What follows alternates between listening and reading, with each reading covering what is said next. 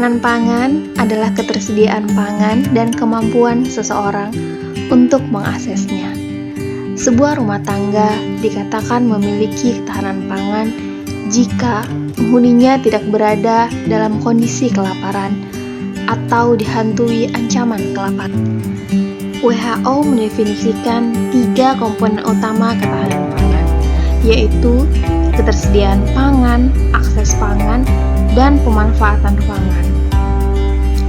Ketersediaan pangan adalah kemampuan memiliki sejumlah pangan yang cukup untuk kebutuhan dasar. Akses pangan adalah kemampuan memiliki sumber daya secara ekonomi maupun fisik untuk mendapatkan bahan pangan yang bernutrisi. Pemanfaatan pangan adalah kemampuan dalam memanfaatkan bahan pangan dengan benar dan tepat secara profesional.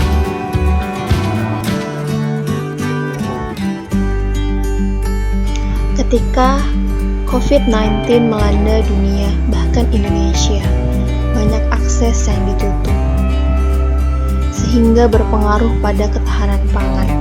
Namun, di Kecamatan Morowali khususnya, tidak begitu terasa keluhan di ketahanan pangan, sebab harga bahan pokok dan sembako tetap normal dan ketersediaan sayur-sayuran tetap terjaga.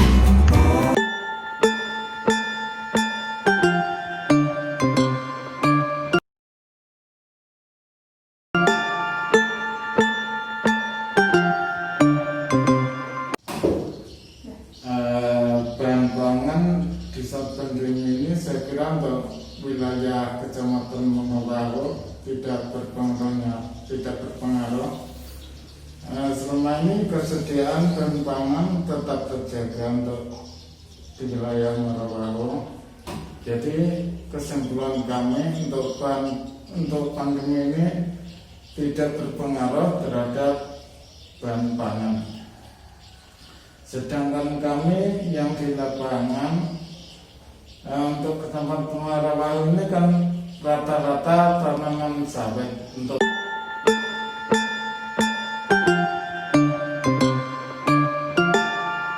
bahan pangan ya ada, tapi skalanya kecil. Jadi untuk bahan pangannya masih mendatangkan dari luar Kecamatan Morowali. Untuk di Morowali ini bahan pangan ada sawah memang di Jabdana, tapi skalanya kecil aja.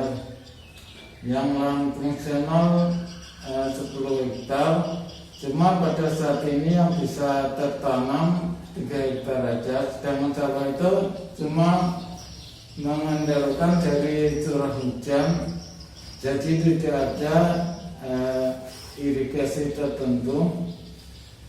Jadi di saat tidak ada hujan ya kita bisa tanam. Bahkan sampai tahun ini pun kita baru bisa mulai tanam yang lahan sawah itu di bulan Juni kemarin. Untuk saat ini sudah mulai keluar, sudah mulai buah.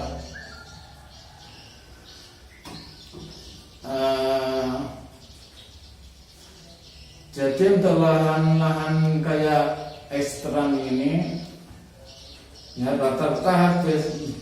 Memang sebagian ada yang tanam sayur, tapi kebanyakan sudah sawit semua. Karena dulu kan ada program lahan 2 sebenarnya untuk perkebunan, lahan 1 untuk pertanian, sedangkan 1/4 hektar untuk lahan pekarangan. Jadi waktu itu kayaknya begitu ada sawit, masyarakat tidak peduli apakah itu lahan 1, lahan 2, semuanya ditanami sawit. Karena mungkin secara ekonomis mungkin sawit bagi mereka lebih menguntungkan. Jadi kayak di Morawahu itu faktor air juga sangat susah. Mereka kalau tidak pas musim hujan kesulitan juga mengenai air itu. Jadi kesimpulan mereka lebih baik ditanami tanaman perkebunan. Jadi tidak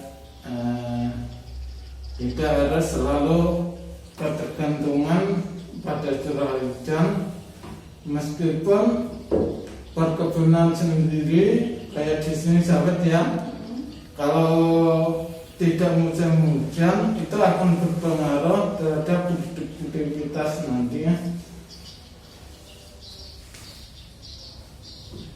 Jadi untuk pandemi ini tidak berpengaruh terhadap kenaikan harga juga, karena semua bahan pangan ini rata-rata diambil dari luar.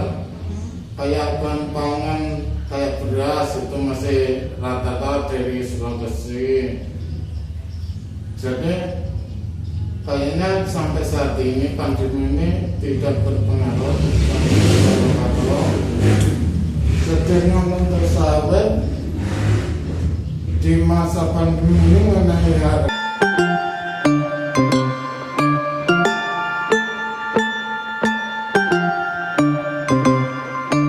atau apa, kayaknya sama aja. Biarpun tidak masa pandemi, kalau pas banyak musim hujan itu kan akan berpengaruh terhadap buah sawit produktivitas. Itu biasa di saat produktivitas tinggi, harga juga nantinya akan turun dengan sendirinya. Tapi di saat kemarau datang, produktivitas rendah, itu harga akan naik dengan sendirinya.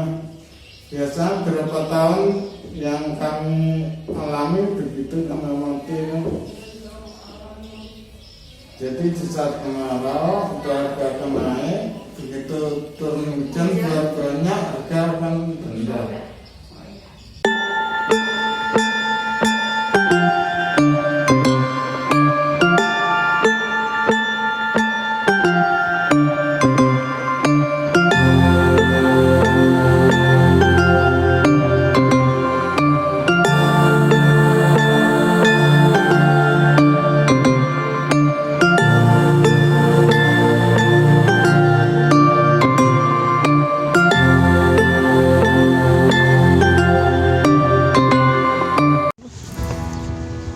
Selamat siang Mbak, saya Juwita dari KKN SD Perkuta Timur. Saya ingin menanyakan sedikit Mbak tentang pandemi atau COVID yang berada di Kecamatan Morawahau. Yang ingin saya tanyakan Mbak, apakah di saat pandemi COVID-19 ini terjadi kelangkaan barang atau terjadi kenaikan harga sayur-sayuran di pasar Mbak? Nama saya Hilda. Alhamdulillah tidak terjadi kelangkaan barang. Harga stabil untuk sayuran, hanya ada sebagian harga barang yang memang naik seperti telur, bawang merah. Itu aja. Itu aja ya Mbak ya. Jadi kurang terasa Mbak ya di sini pandemi COVID itu, dan alhamdulillahnya barang-barangnya masih tersedia banyak seperti biasa ya Mbak ya. Iya. Terus untuk kendala sendiri di Kecamatan Morawahau ini, kendalanya itu apa aja Mbak yang sangat terasa? Mungkin karena